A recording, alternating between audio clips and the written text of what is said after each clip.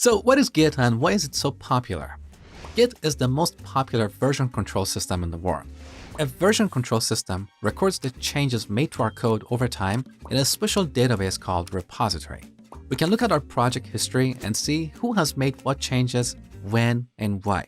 And if we screw something up, we can easily revert our project back to an earlier state. Without a version control system, we'll have to constantly store copies of the entire project in various folders. This is very slow and doesn't scale at all, especially if multiple people have to work on the same project. We would have to constantly toss around the latest code via email or some other mechanisms and then manually merge the changes. So in a nutshell, with a version control system, we can track our project history and work together. Now, version control systems fall into two categories: centralized and distributed. In a centralized system, all team members connect to a central server to get the latest copy of the code and to share their changes with others. Subversion and Microsoft Team Foundation Server are examples of centralized version control systems.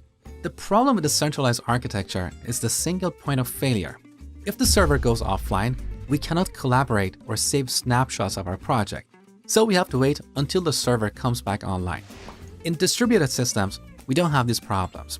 Every team member has a copy of the project with its history on their machine, so we can save snapshots of our project locally on our machine. If the central server is offline, we can synchronize our work directly with others. Git and Mercurial are examples of distributed version control systems. Out of all these, Git is the most popular version control system in the world because it's free, open source, super fast, and scalable.